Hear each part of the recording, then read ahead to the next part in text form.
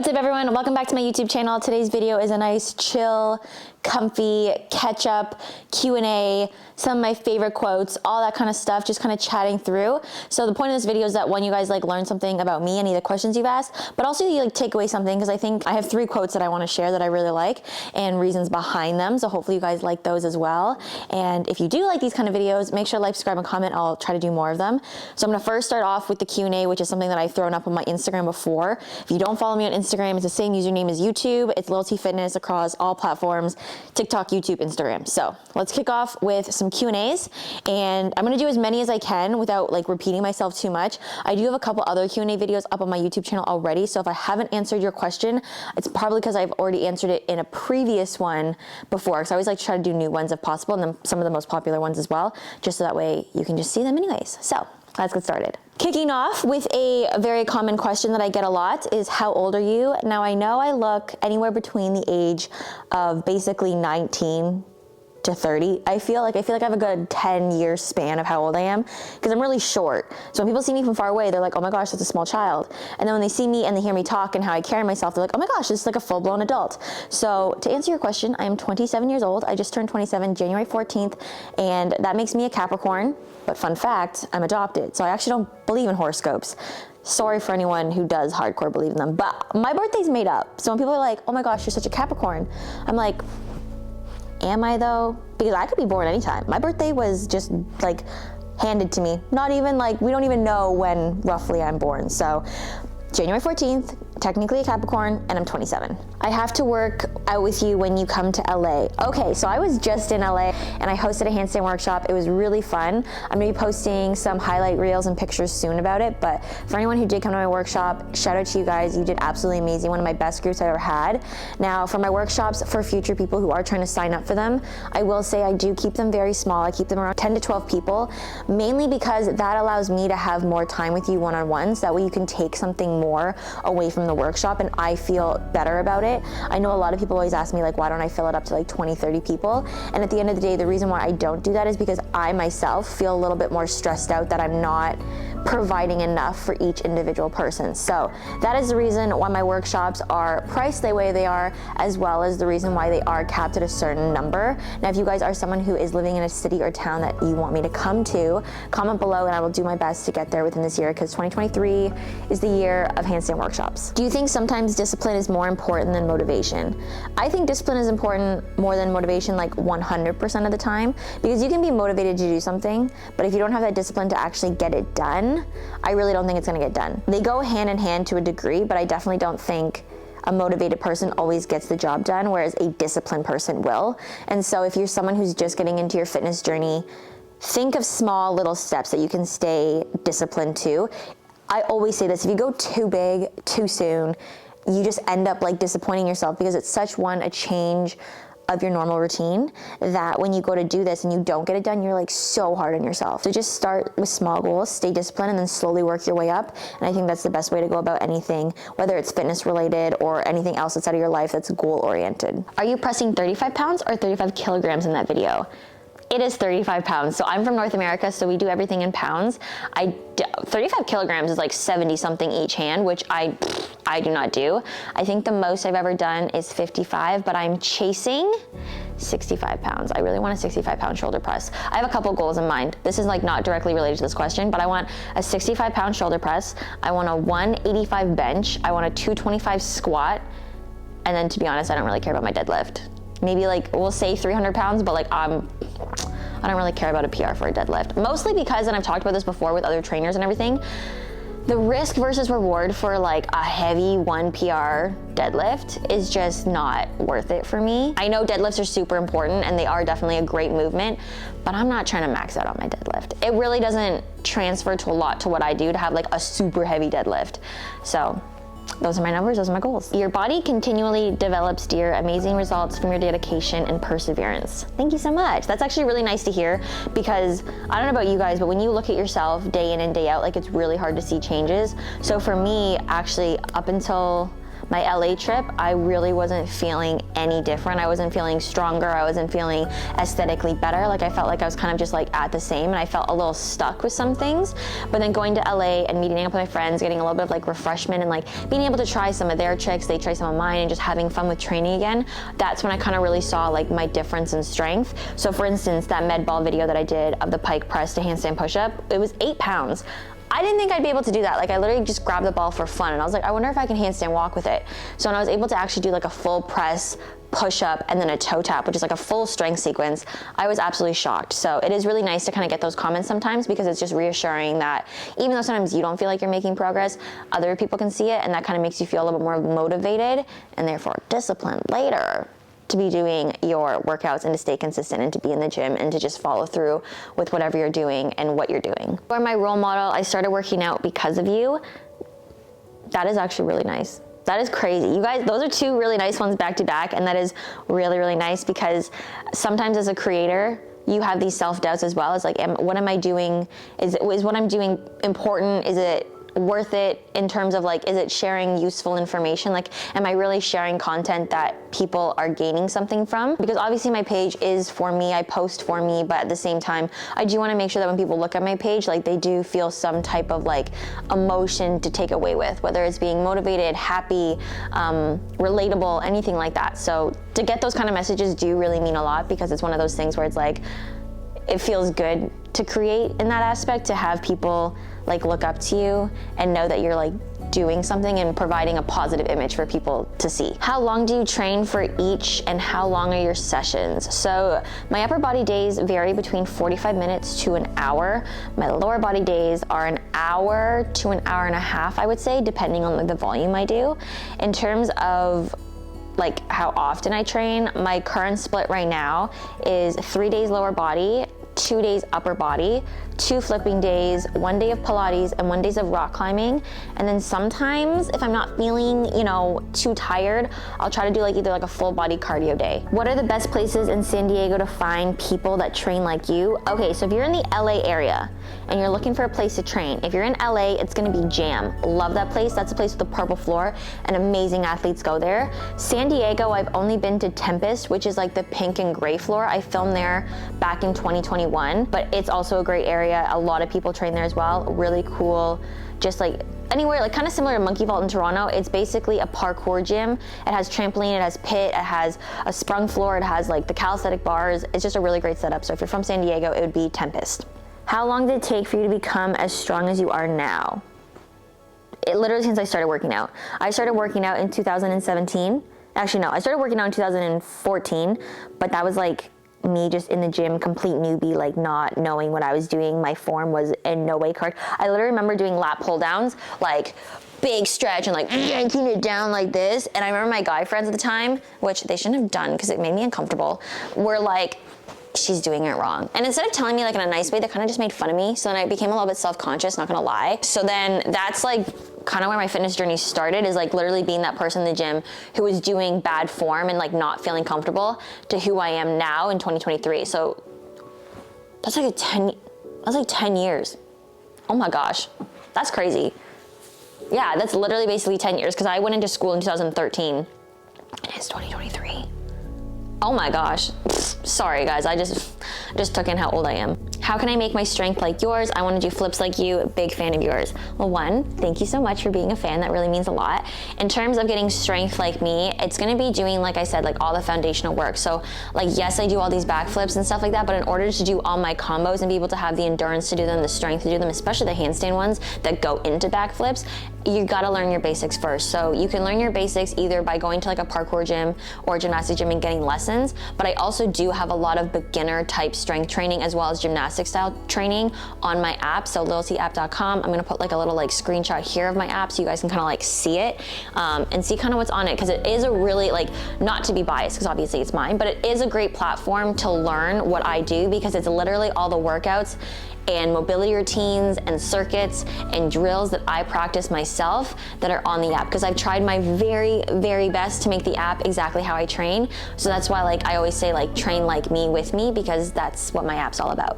What's the one area of fitness you want to improve in more? like everywhere. I'm always trying to improve. I think it would be very silly of someone to be like, I don't need to improve there anymore, because in what I do, there is so much like opportunity to learn new things. So even for all like my gymnastic skills, like I want to clean up my twisting, I want to make my connections better, I want to make sure that when I'm doing things, my form overall is better. So you can always strive to be better. And same with strength training, like I always want to be better in strength training. Again, I want to hit those weight goals that I listed earlier. And then in terms of new things, like I want to do boxing, I want to get into it mainly because I am super freaking ugly at it right now. Like if you see me box, I'm not cute, guys. I don't look good. And I really want to try to look more fluid. I want to look cooler with it. So boxing is an area I want to improve on. Golf, you guys know my fixation on it from last summer. I cannot wait for golf season because I'm going to be out on that green, improving my game every day because I really want to get better at that. Rock climbing, I really want to get better at rock climbing. I'm currently, like at one of my gyms I go to, I'm like a V3, V4 girly, but I went to a gym in America and I was like a V2, V3. And I was like, oh, we got humbled today. So it'd be nice just to make sure that I'm like a solid, like V whatever, wherever I go to whatever gym. And I have like the technique, I look good, I understand, I can find my betas better. Rock climbers, you guys know that I use that lingo. But yeah, all in all, I just want to keep improving. I want to keep on getting better. That's the most important thing to me. What did I get my IFBB Pro card in? So I have my IFBB Pro card in the fitness division. So this is the division that is the only one that has like an actual like acrobatic 2-minute routine. And then on top of that, we have to go out and pose right after. I have not done my pro debut. It is coming up. I don't know when exactly, but it is going to be sometime in late 2023/early 2024. As soon as it does come up, I'm going to do like a whole like weekly vlog series about how it all goes, because I do know when I do have to really cut down, Hangry Taylor is going to come out. And I don't know if you guys are going to like Hangry Taylor. Not many people do. I don't even like Hangry Taylor. What is the hardest thing about being a fitness influencer? All right, pause for a second, because this one could take me a while to answer. The hardest thing about being a fitness influencer, especially in what's happening in social media now, is that a lot of people are ruining the ability to film in public places by being a little bit extra with their filming. When you're in a gym, when you are filming, just know that we are the odd ones out. We're weird. You don't go to a gym to film. So if you are filming, just be respectful of everyone else in the space and don't take away something that a lot of us, you know, make a living off of or like have a passion for. Because if filming gets taken away from all gyms, then realistically like all this stuff becomes a lot harder. And also it's just not nice. Like a lot of the videos that I see circulating around are so astonishing in terms of just like the disrespect that's happening. And I think that also gives fitness influencers a really bad name of like, oh, they're stuck up, they're arrogant, they're like in the gym filming themselves, making fun of people, or like, am I gonna show up in someone's background of a video? Like, I really hate that new environment that's kind of like been happening in the last couple of years. And I'm really glad there's some people who are pointing it out and putting people in their place, because I do think it's one of those things where it's like, we are out of place and we should 100% respect everyone around us. So I'd say that's one of the things that's kind of like harder right now as being a fitness influencer. The other thing about being a fitness influencer, and I think again this is something that's gotten a lot better in the last couple of years, is the fact that like people see a fitness influencer and they expect them to be like big booty, shredded, abs, nice shoulders, like skinny, lean body, and like, but super duper strong at the same time. And it wasn't really accepted of other body types. And I really love now that the fitness community is like welcoming and more opening and understanding that you can be strong and beautiful and feminine and still not look like that like original idea that was circulating around, where it was just like big butts, small waist, abs, you know what I mean? And I really like how that's changing, but I do think that even me now, I'm still a little bit of self-conscious when it comes to showing my body. Like I naturally stay a little bit more covered, one, because that's the kind of count I am, but two, I just don't want any of that possibility of feedback of being like, wow, she's so strong, but she looks like this. Because I did get that back in 2020. And that honestly is a comment that has stuck with me ever since. And I know I shouldn't focus on the negative, but one of the comments was, wow, she would be amazing. All she needs to do is get her nutrition together. And that hurt my feelings. Like that hurt my feelings. And I know even with my pro card when I won, there was a video posted of me winning and someone said she won with that physique, like basically saying that like I don't have the physique to win. And again, that's something that I was kind of sensitive about. So for me, that whole idea that you need to be super shredded, lean, aesthetically pleasing to the public to be considered a fitness influencer was a little bit hard when I first started, but I'm really glad to see that change. One of the hardest parts of being a fitness influencer as well is this new era that I think starts on TikTok of like the 5 a.m. wake up, getting your water, drinking your greens, having a perfect breakfast, making your bed, cleaning your living room, all before 6 a.m. That's not me. And I'm a fitness influencer, and that's not me. And I feel like that's such a, I find it discouraging, to be honest, because sometimes I'm even like, damn, like, do I have my life together? Like, why am I not like these people on TikTok and Instagram who are just doing the most before 6 a.m.? But I just want you to know that if you are someone who's into fitness, if you are someone who's organized and successful in business, it's okay to not have that morning routine like that. You can have a 9 a.m. morning routine. You can have an 8 a.m., 10 a.m., whatever you want. And you don't necessarily have to do like all the steps that those people do to be considered successful or fitness or caring about your health. Do what you need to do to get and be ready for the day. For me personally, sometimes it's making my bed, sometimes it's not making my bed. Sometimes it's having a full breakfast, and sometimes it's literally having 2 yogurt cups and a coffee. It's whatever's gonna help me feel prepared for that specific day, and it changes in and out depending on how I'm feeling, how much time I leave for myself, and how busy I am that day, or how much sleep I got. So I think those are my main 3 right now. Hopefully I didn't babble on too much about that. And if you are a fitness influencer out there and you have other things that you find difficult about, drop them in the comments below, and I will try my best to give you any type of advice that I have. Do you do Pilates, rock climbing, and the gym in the same day? Not gonna lie, I've done that quite a few times. So because this is how my schedule works. So I'll work out in the afternoon, and then I have Pilates at like 5:45, then I'll rock climb with my friends at 7:30. And that's like a full day for me, but it's so fun. Like, I love it, so that's why I do it. Do you need to do it? Should you do it? Not necessarily. It really just depends on like what you're used to and what your body's ready for. Obviously, if I was super sore that day, I would cut out one of those things. But the days that I've done the 3 in a row, like a 3 in one day, I've definitely been in like a good position, both mentally and physically, to be doing that. How do you maintain the motivation to become the best version of yourself? I come back to this question so much, and I usually always put it in my Q&As because I think it's super important. I stay motivated because of the people I surround myself with, both my online friend group as well as like my immediate friend group.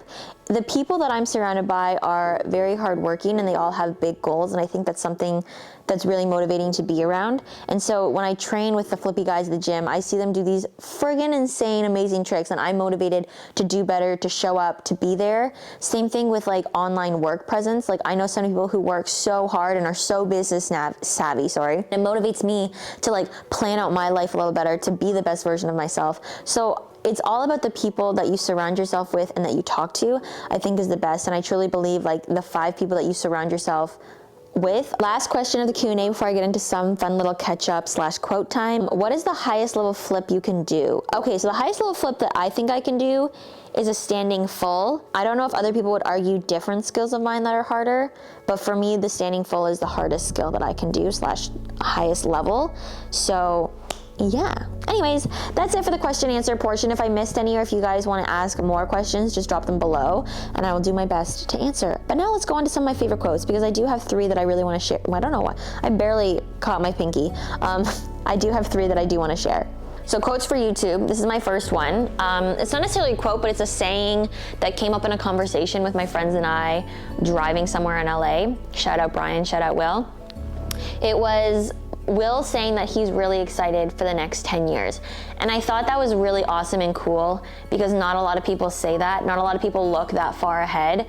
And a lot of us are so immediate in our goals and what we're looking forward to. Like, we want things to happen right away, and we don't have the patience. So the fact that he said, I'm really excited for this next 10 years, was just like a really great perspective to hear. And I wanted to share it with you guys because I want you guys to think of 10 years ago. I mentioned in my Q&A, 10 years ago, I was in university and I was just starting in the gym. Fast forward 10 years later, and I literally have a platform that is based on being in the gym, about fitness, health, and all that stuff. And a lot has happened in the last 10 years that I'm so grateful for. And I think the next 10 years are gonna even be more exciting, and it's something to really look forward to. And you have to think of long term. You have to think of investing your time now within these 10 years to get all of the benefits, all of, the good stuff that's to come in 10 years. Think about that instead of thinking about, when is this happening? Why isn't it happening? Like, instead of being so rushed, like, Take your time. So much can happen. So much can happen in 2 years, a year, 5 years. So just think like, holy moly, what's gonna happen in 10? And just be super stoked for it and really, really excited. My second question, or my second quote that I really like, and it's kind of a cliche one, but I do think it does hold a lot of value, which is, you're not asking too much, you're asking the wrong people. So whenever you feel like you're in a space where people aren't listening to you and you feel like you're, again, asking too much, like, take a step back and realize, like, that's not the case. Like, I feel like if you're someone who has, you know, your self-respect and you understand yourself, your self-awareness, you can understand that, like, it's not that you're asking too much, it's that you're in the wrong environment that's not suited for what you're asking for, and you can change that environment and change the people that you're talking to, or change what it is in order to better serve that request or what you're wanting, you know what I mean? So this happens in any situation. It doesn't have to be relationship based. I know a lot of it is usually like friendship, relationship based, that quote, but it can be in aspects of like your own life and fitness and business and whatever. If you have an amazing idea and you go to someone and you pitch it and they think that's not an amazing idea, that's not necessarily true. It's just that person doesn't have the mind or the imagination or the creativity or like the drive to make that happen for you. But I think that if you're passionate about something, if you have a really great idea, that you pitching it to someone and them not seeing the value, like that's just like, that's the wrong person, that's the wrong environment. Go to a new environment, find someone who sees and values and understands your vision just as much as you do. I think that's super important, because I think for the longest time I used to think, oh, someone's not accepting my idea or someone doesn't think it's great, it must be poop, which is not the case. That's one that I really hold on to a lot. And then the other quote that I really like, that's actually my laptop background, is, don't be upset by the results you didn't get, by the work that you didn't do. So this is super important, because a lot of us, again, it goes back to the whole goal-oriented thing of being like, why isn't it happening? I want it to happen now. And I think it takes a lot to like self-reflect and be like, well, scale of 1 to 10, how much effort have I put in? Scale of 1 to 10, how much time have I put in? Passion, creativity, like all this stuff. And realistically, most of us love to think we're working so hard. We're working so hard, we're so busy, we're doing so much, and so why isn't this happening for us? But take a step back and reflect and be like, what are areas that I can improve on in order to see the results that I'm wanting to see? Because if the results aren't coming, there's something in there that you're probably not doing right? So you need to just like look into that a little bit more. I use that quote specifically for a lot of my training, because as someone who does train a lot and do a lot of things, I can get upset at myself for being like, ugh, why have I not gotten my front lever yet? Like, that's so annoying. Like, what am I doing? Like, why don't I have it? And then I look back and I'm like, well, how much work am I putting in? How often have I worked it?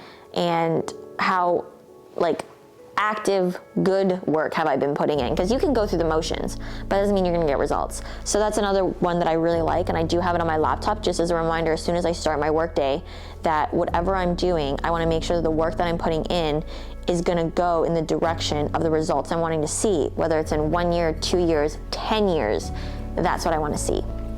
So those are 3 quotes that I really, really like and hold a lot of value to me. If you guys have other really good ones that you like, put them below. I'm always down for a new quote. Time, some exciting things are happening. So in March, we have March 19th, my handstand workshop. If you guys wanna sign up, the handstand workshop portion is almost full. So if you do want a spot, make sure to sign up in the link. I'll put it below. You can also sign up for the mobility workshop as well. There's more room in that one. Or you can sign up for the both. So I will put all 3 sign up links below so you guys can sign up. I'm super excited for it because it's been such a long time since Toronto, so looking forward to that. Following in April, I am wanting to do a New York workshop, so I'm just finding out details on that and I'll post that ASAP. Apartment and life-wise, my apartment is all done and complete. I'm waiting on 3 more pieces of furniture, but they're like small, so you can't really tell what they're missing in the space, which is great. I got a new mattress. Those of you who follow me on Instagram know that I got a new mattress because I showed you guys, but my YouTube family, we got a new mattress. We love it. We don't just hit the mattress and hate our lives. We like sink in, nice comfy sleep. It's absolutely amazing. So shout out Sleep Country Canada for that. Love my mattress. If you guys want it, I will link it below as well if you want. So just let me know. I'll just comment it below. What else did I do? Oh, I went to Nintendo World in Universal. Okay, so if you don't want to know about Nintendo World, just end the video here because I'm about to spoil some of Nintendo World right now, okay? So if you want it to be a complete surprise, just shut off the video right now. Nintendo World. It is amazing, so well done, incredibly well done. What I do wish is that it was bigger. And I wish there was more characters. And I know they just started, so I'm sure they're gonna add on to it and make more characters. But I do think the actual like park size of Nintendo World is really small compared to other parts of the park. And again, I understand that it's like a new add-on, so they don't have as much space to work with. But that being said, it's so beautifully done, so magnificent. And like if you're a big Mario Party fan, you're gonna love it because you get these wristbands and you basically have to complete 3 out of 4 missions in order to get like the ability to go battle Baby Bowser, or Bowser Jr. I should say, in his castle. So it's like the mini games where you have to like compete and do things, and it's really fun. You can do them solo. There's a solo one, and there's some like partnered ones that require more people. You have Toad's Cafe, which if you do want to eat inside, from what I've been told, you have to get a reservation. But if you just want to like go grab food and come out, I don't believe you need one. But I didn't go to Toad's Cafe because I was like, it was so busy the day I went, because I went during opening week. And so we stood in the line for the Mario Kart ride for like an hour and a half to 2 hours. I'm not gonna lie, it's not worth it. I didn't like it. I thought it was gonna be like vroom vroom fast fast. It was not. It was kind of anticlimactic, and I'm so sorry to say this to those of you who are looking forward to it. It was mid. Like, it was one of those ones where it didn't really go fast, didn't really have clear instruction on what to do, and it just wasn't that fun. Like, I personally really love the Harry Potter ride, and I loved the Mummy ride. So to give you a comparison, if you really like those style of rides, I don't think you're gonna like the Mario Kart ride. Just saying. That's all I'm gonna say. The merch, immaculate. I bought so much merch. I bought a backpack, I bought a keychain, I bought 2 stuffies, I have like the little watchy thing, and I bought a long sleeve, which is my like retro long sleeve Mario shirt, which I love. And then I bought also a short sleeve shirt as well. So that's Nintendo World. If you guys do go see it and go experience it, let me know what you think, because I'm curious to think or see if other people like the Nintendo ride. I personally didn't. Also, when I went, the Express Pass didn't work. So even though I had an Express Pass, which I highly recommend to do at Universal, I know it's expensive, but it's so worth it because you get to skip past all the lines. So lines that had like 50 to like 90-minute waits, you literally had like a 5-10 minute wait. Like, it was so fast. So Express Pass is the way to go. It is so useful. You get so much more like experience of the park if you do the Express Pass. Just saying. However, Nintendo World is so new that Express Pass doesn't work. And so that's why I had to wait in this silly long line of the Mario Kart ride. Because if I had Express Pass, I could have just right through. And then I think maybe I would have liked the ride a little bit more. But because the wait was so big and there was so much hype, I found it pretty disappointing, to be quite honest. One thing I didn't get to do was actually battle Bowser Jr. because the line was so long for Mario Kart. So maybe that's why also I had like a little bit of a grudge against the Mario Kart ride, because I had to miss something else, because I literally was super ambitious and my flight was at 10:45 that night. So we went at 10 a.m. to the park and just zoomed through everything. And at the end we ran out of time because we really wanted to get merch. So yeah, anyways. That was my little catch up. Anything new? I'm trying to think of anything else is new and coming up for me. I do want to get into some more stunt work and commercial work. So if you guys know anyone who wants to, you know, need a little T who does flippies, smiles, and handstands, let me know, because I would really, really enjoy doing some of that stuff just for fun. A lot of my friends are in the stunt world, and it's not necessarily that I want to be like a full-on stunter, but I just want to like kind of dabble in it. And commercial work, I've seen some people do what I do in commercials, and I think it'd be really fun. So I want to get into that. So hopefully within the next like year to 10 years, you'll start seeing me in some of that stuff. So yeah, that is pretty much it. That's pretty much all that's new with me. The Q&A, the quotes, and the catch-up. It's just like a good old chatty video. So hopefully you guys liked it and enjoyed it and learned something. If you have any other questions, if you have anything else, comments, whatever, just drop them below. I will answer them, and hopefully I will see you guys next time. Next YouTube video is going to be episode 3, and then following that, episode number 4 of my pistol squat series. I just had to take a small little break because I was away in LA, so I didn't get to film them. So that's why there's like this little middle video in between, just a little break, you know, keep the anticipation up, you know what I mean? Anyways, I will have a rest of my weekend, and you guys will have the rest of whatever day you're watching this on, and I will see you guys next time.